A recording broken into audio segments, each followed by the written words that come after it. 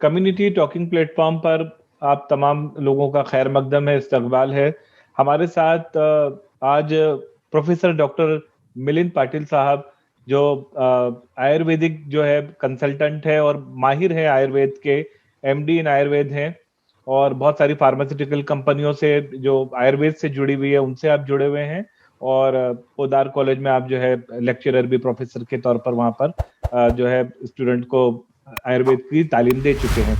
अब हम लोग जो है सभी लोग जानते हैं कि प्राचीन भारत में हजारों साल से जो यहाँ की सभ्यता है, बीमारियों से लड़ने का जो तरीका इलाज यहाँ भारत में जो हजारों साल से जो जिसका रिवाज रहा है, सबसे पुराना, वो प्राचीन, वो आयुर्वेदिक इलाज है। और डॉक्टर मिलिंद पाटिल साहब से मैं जो आज का हमारा सेंट्रल टॉपिक है वो है कोविड-19 और आयुर्वेदा। तो मेरा ये सवाल है कि ये जो पेंडेमिक है, ये जो बीमारी फैली है, महामारी, इस महामारी के चलते जो है बहुत सारे जो है हमारे लोग जो है एक्सट्रीम उस पर चले गए। भारत में जब से मार्च से बीमारी आई, लाखों की तादाद में मरीज हुए, और एक्सट्रीम केसेस पर लोग जो है हॉस्पिटलाइज हुए, और एलोपैथिक वे ऑफ ट्रीटमेंट को एडॉप्ट किया गया डॉक्टर्स के जरिए या जो गाइडलाइंस है उसके मुताबिक। लेकिन इस बीमारी, इस महामारी को, कोविड-19 और आयुर्वेद, इस बारे में जो है आपका क्या ख्याल है कि किस तरीके से आयुर्वेदिक मेडिसिन के जरिए जो है वो कोविड-19 को जो है देखा जा सकता है, इलाज किया जा सकता है? देखिए, इस प्रश्न के उत्तर के पहले मैं ये चाहूंगा कि मैं थोड़ी आयुर्वेद के बारे में सर्वसामान्य जनों के लिए कुछ जानकारी दे दूं। जरूर। जनरली यह समझा जाता है सामान्य लोगों में कि आयुर्वेदिक जड़ी बूटी की औषधि है, उसे शायद ही मेजॉरिटी ऑफ लोग विज्ञान मानते हैं। लेकिन हमें यह जान लेना चाहिए कि आयुर्वेद की उत्पत्ति पृथ्वी पर कैसे हुई। कुछ 3-4 हजार साल पहले जब मनुष्य रोगों से ग्रस्त होने लगे, तब लगभग 155 ऋषियों का तो नाम गिनाया गया है और एटसेट्रा एटसेट्रा कहा है। ऐसे 155 ऋषि एकत्र आए हिमालय पर, और वहां उन्होंने चर्चा की कि धर्म, अर्थ, काम और मोक्ष में ये रोगोत्पत्ति पीड़ादायक हो रही है, कष्टदायक हो रही है, तो इन रोगों का क्या उपाय हो सकता है, शांति का क्या उपाय हो सकता है। जैसे आज हम सोच रहे हैं कि कोविड के शांति का उपाय क्या हो सकता है, उसी ढंग से एक कॉन्फ्रेंस, वो भी हिमालय में हुई, जहां विषय चर्चा हुई कि क्या किया जाए रोगोत्पत्ति के शमन के लिए। और तब जो विचार मंथन हुआ, तब जो चर्चा हुई, उसमें से आयुर्वेद की उत्पत्ति हुई। हाँ, मतलब आयुर्वेदिक उसके बाद एक कोडिफाइड होकर, डिफाइन होकर सामने आ गया, शास्त्र होकर। पक्का, आपने अच्छा शब्द व्यक्त किया, कोडिफाई हो गया। तो इन ऋषियों का जो ज्ञान था वो कोडिफाई हो गया और आयुर्वेद नाम कॉइन भी किया गया। आयुर्वेद का अर्थ है लाइफ का ज्ञान, जीवन का ज्ञान। ओके। और तब से अत्यंत वैज्ञानिक तरीके से आज हम बातें करते हैं, वैज्ञानिक होना चाहिए, साइंटिफिक एटीट्यूड होना चाहिए। जब हम प्राचीन आयुर्वेद की पुस्तक चरक संहिता पढ़ते हैं, तो ये आधुनिक वैज्ञानिक झुंझला जाते हैं कि इतना अधिक साइंस किस ढंग से उन दिनों 3000-4000 साल पहले उन लोगों ने किया होगा, तो अचरज में आ जाते हैं। सामान्य व्यक्तियों के नॉलेज के लिए मैं बता दूं कि कुछ 4-5 सालों से जो वैदिक शास्त्र में नोबेल प्राइज मिल रहे हैं, दे आर ऑल आयुर्वेद के सिद्धांतों को स्पष्ट करने वाले हैं। अच्छा, ओके। आई थिंक 2014 से लेकर 2019 तक के जो भी विज्ञान, वैदिक विज्ञान के नोबेल प्राइजेस है, वो आयुर्वेद के सिद्धांतों को पुष्टि करते हैं, उनको बल देते हैं। इतना जानने मात्र से सामान्य जनों के लिए आयुर्वेद क्या विज्ञान है ये नहीं, बहुत अच्छा कि आपने जो है ये इसकी एक्सप्लेनेशन कर दिया, तशरीह कर दी कि आयुर्वेदिक तो इसका रूट्स कहाँ से आया है, कितना पुराना है। जी हाँ। मैं ये भी बात बता दूं कि चरक संहिता में पैंडेमिक नाम का एक अध्याय है, पूरा चैप्टर है। और अच्छा। आज का जो पैंडेमिक है उसका उन्होंने नाम दिया है जनपदोध्वंस। जनपद माने पॉपुलेशन। अच्छा। और पॉपुलेशन का नाश जहां होता है, इस प्रकार का जनपदोध्वंस जब हो, जनपदोध्वंस का सीधा ट्रांसलेशन आज की भाषा में पैंडेमिक हो सकता है। और आज जो हमें करना चाहिए वो उस अध्याय में व्यक्त किया हुआ है। अच्छा, उसके अंडर में आता है इसका जो मतलब राइट। हाँ, ये हेडिंग है और उसकी डेफिनेशन में जब आप नीचे जाएंगे तो कोविड-19 तक हम लोग पहुंच जाएंगे, है ना, कि ये बीमारी उसी कैटेगरी में आती है। बिल्कुल। तो वैसे हमारी सरकार ने जो है, चूंकि बीमारी सरकारी तौर पर नई बीमारी थी, है ना, लेकिन आयुर्वेद के ज्ञान के मुताबिक तो ये पहले भी जो है इस किस्म की चीजें आ चुकी हैं और उसका इलाज भी हो चुका है। तो उसके बाद हमारी सरकार भी मैं समझता हूँ कि थोड़ा सा ये अल्टरनेटिव पैथी की तरफ थोड़ा कुछ देर से आई, क्योंकि ये पूरे दुनिया में जो पिक्चर खींची गई थी, इसकी जो तस्वीर बनी थी कोविड की, तो उसको देखते हुए ठीक है, भयभीत तो होना ही चाहिए था, एक फितरी चीज है, नई चीज, कोई नई महामारी आई तो, लेकिन लोग जो है फिर बहुत जल्दी, जैसे धीरे धीरे जो है काढ़ा, मालेगांव का काढ़ा, उसके बाद आयुर्वेदिक काढ़ा, है ना, ये आवाम में होम्योपैथी की आप देखें तो आर्सेनिक एल्बुमिन जो है वो दवा जो है प्रिवेंटिव मेडिसिन के तौर पर जो है पूरे भारत में उसको इस्तेमाल किया गया और पूरी दुनिया में उसका नाम हुआ। तो अब आप मुझे स्पेसिफिकली ये बताइए कि कोविड-19 इस महामारी से लड़ने के लिए जो है आयुर्वेद का क्या लाइन ऑफ ट्रीटमेंट है? देखिए, मैं ब्रीफ में थोड़ा सिद्धांत की बात कर लूं जी। कोविड आयुर्वेद के अनुसार एक प्रकार का ज्वर है, बुखार है, पायरेक्सिया है, फीवर है जी, ठीक है। तो ज्वर नाम के अध्याय आयुर्वेद ग्रंथों में वर्णित है और एक कोविड-19 एक प्रकार का फीवर है। तो वैद्यजन जब कोविड पेशेंट के रोग तरफ देखते हैं या कोरोना का विचार करते हैं, तब यही समझ के करते हैं कि यह एक प्रकार का ज्वर है जो आयुर्वेद ग्रंथों में व्यक्त हुआ है और उस ज्वर की चिकित्सा भी आयुर्वेद के ग्रंथों में सार्वत्रिक अच्छी तरह से वर्णित की हुई है।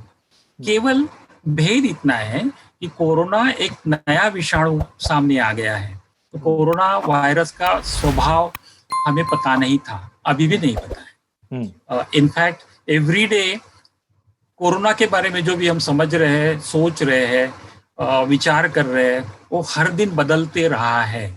आज भी बदल रहा है, पता नहीं और 10 दिन के बाद कोरोना के किस एस्पेक्ट के ऊपर नया विचार आ जाएगा।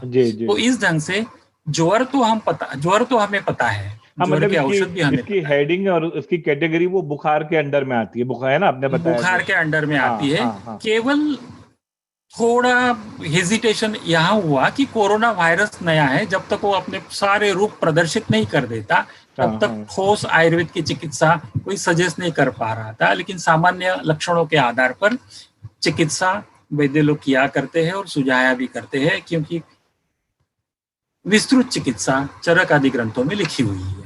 और आप जो मालेगांव काढ़ा की बात करते हैं उसमें 9 हर्ब्स है, 9 जड़ी बूटियां है।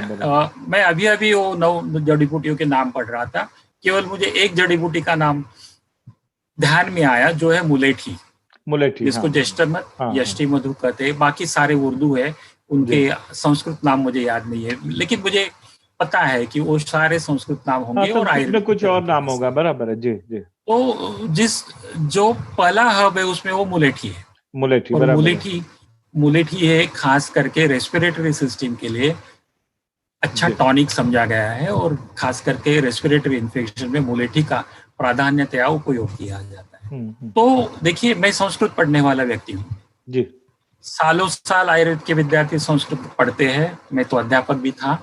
तो जब मैं कोविड के पेशेंट की तरफ देखता हूँ तो मैं ज्वर चिकित्सा का विचार करता हूँ। ज्वर चिकित्सा के कुछ सिद्धांत दिए हुए हैं, उस सिद्धांतों के मुताबिक औषधि प्रिस्क्रिप्शन करता हूँ और उसमें मुझे लाभ दिखाई देना स्वाभाविक है। केवल एक फर्क हम कर सकते हैं, आयुर्वेद में रोगों का प्रकार किए हुए हैं साध्यात्व के अनुसार, क्यूरेबल इनक्यूरेबल के अनुसार। तो जब तक साध्यावस्था है ज्वर की, जब तक साध्यावस्था है कोविड-19 की, तब तक आयुर्वेद प्रभावशाली हो सकता है। मतलब एक्सट्रीम इमरजेंसी नहीं हो जहां ऑक्सीजन लेवल पेशेंट का गिर जाता है ना, उसे ऑक्सीजन की या वेंटिलेटर तब आधुनिक वैद्य की जरूरत हो ही जाती है। लेकिन ये जो एक्सट्रीम अवस्था है वो न पहुंचने के लिए भी आरंभ से ही यदि हम आयुर्वेद की व्यवस्था करेंगे, आयुर्वेद के काढ़ों की व्यवस्था करेंगे, औषधों की उपाय योजना करेंगे, तो उस लेवल तक हम नहीं जा पाएंगे।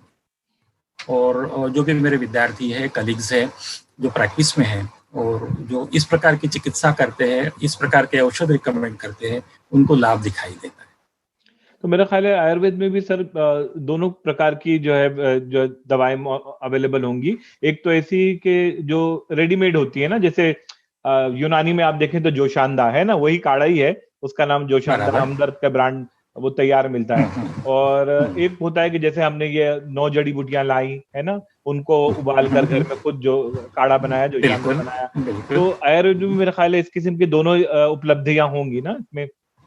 बिल्कुल है, बिल्कुल रेडीमेड दवा भी होती है। हाँ, रेडीमेड दवा भी है। कुछ महत्व के औषध मैं बता देता हूँ जो सिंगल इंग्रेडिएंट है। आप लोगों ने गुडुची का नाम सुना है? हाँ, गुडुची तो गिलोय का नाम सुना है? हाँ, गिलोय एक अच्छी जोरहर मेडिसिन है, इससे इम्यूनिटी काफी बढ़ती है और उसको उत्तम रसायन द्रव्य माना गया है, माने उत्तम टॉनिक माना गया है।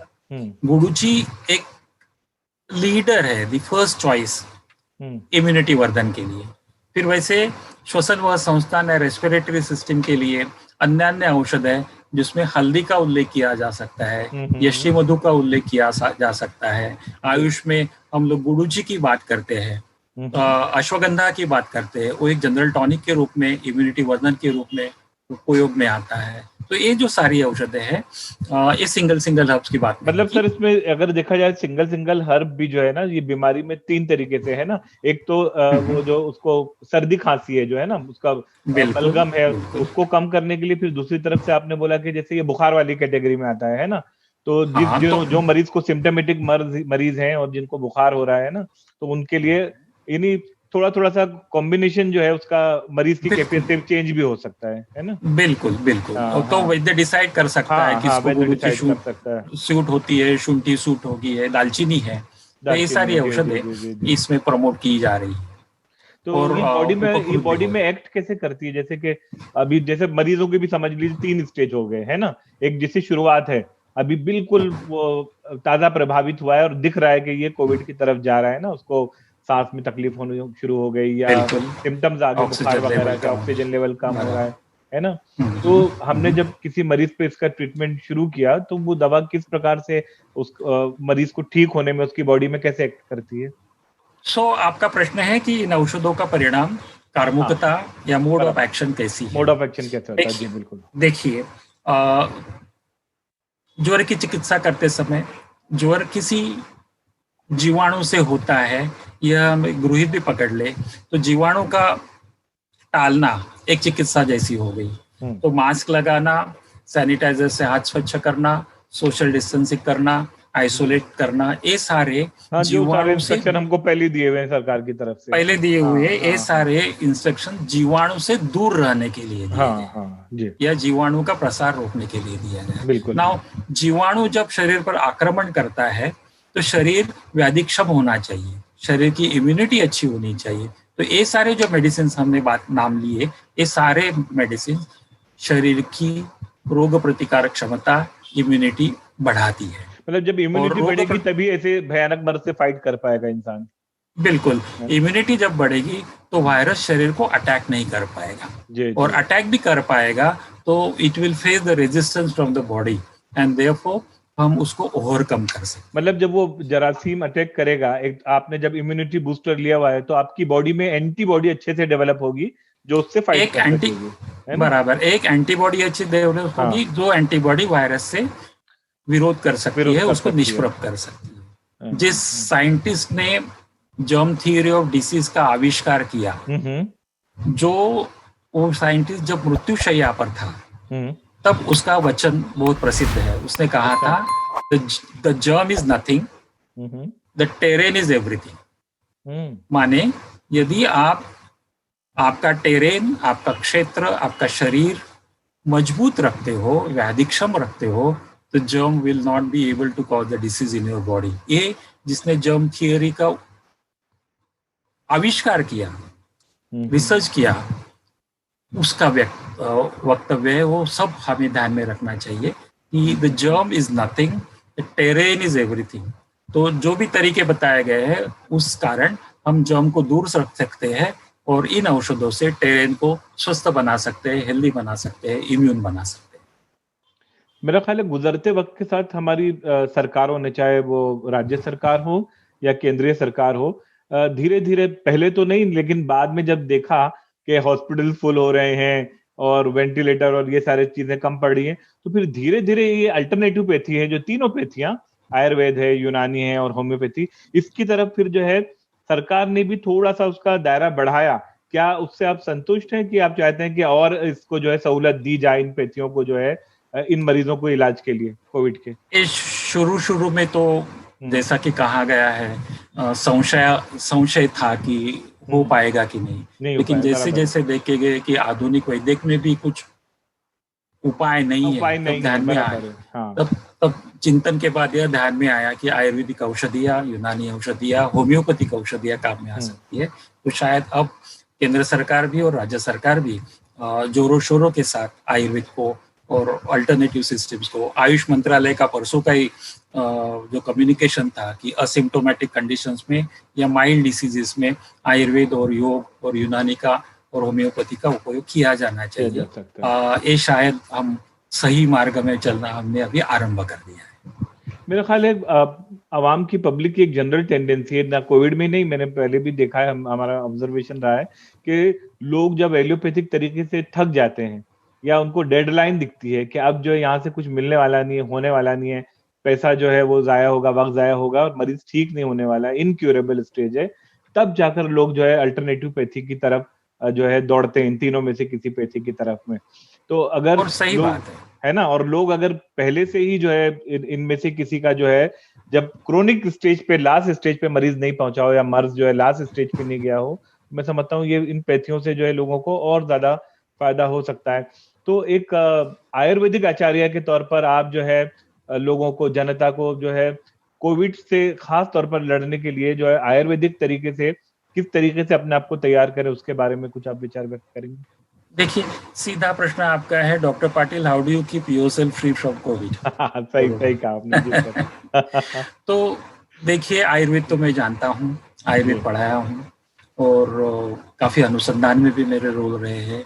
इनफैक्ट जब HIV भारतवर्ष में आया तब भी मैं और मेरे मित्र डॉक्टर हरीश कुमार सिंह, जिनसे शायद आपकी बात हो चुकी है, वो HIV में आयुर्वेद की ट्रीटमेंट सुझाने के लिए पायोनियर रह चुके हैं। अच्छा। तो ये आधुनिक विज्ञान के पास इन्फेक्शियस डिसीजेस के लिए केवल वो एंटी जर्म विचार करते हैं।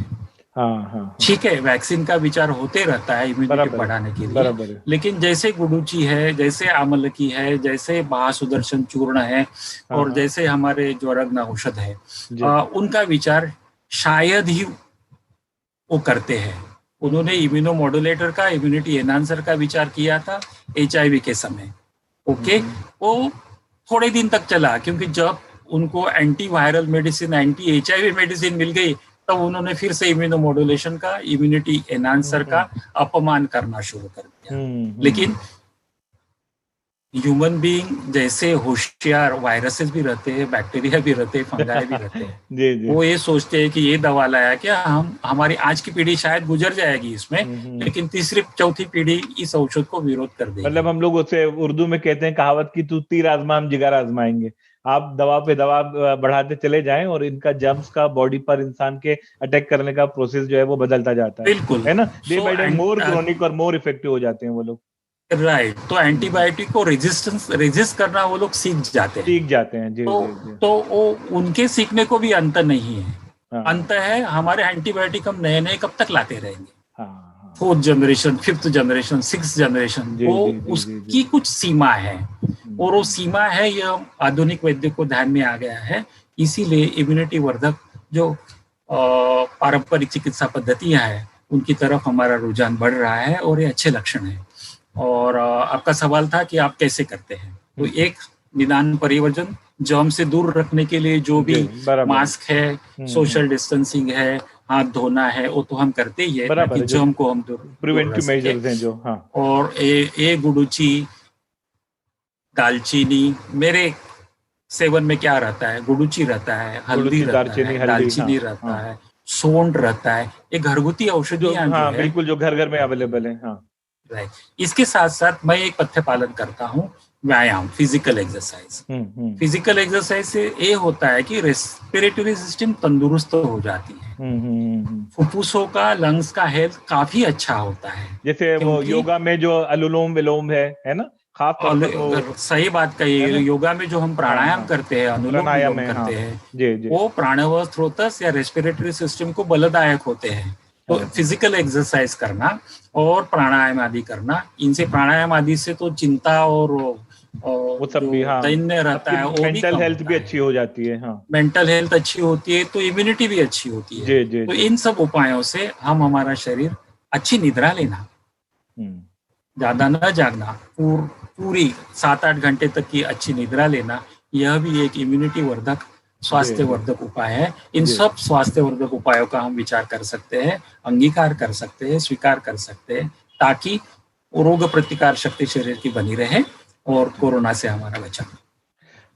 बहुत बहुत शुक्रिया डॉक्टर मिलिंद पाटिल साहब ने जो है हम लोगों को कोरोना से लड़ने के लिए, इस बीमारी से लड़ना और ठीक होना और इससे बचना, तीनों किस्म के जो है उपाय हम लोगों के सामने रखे और हम लोगों को भारत के इस प्राचीन तरीके इलाज पर, जो आयुर्वेद तरीके इलाज पर एक नए सिरे से जो है आपने जो है लोगों को यकीन दिलाया, भरोसा दिलाया कि ये पैथी जो है वो बहुत अच्छी तरीके से सक्षम है कोविड-19 से लड़ने के लिए। एक बार आपका जो है बहुत बहुत शुक्रिया।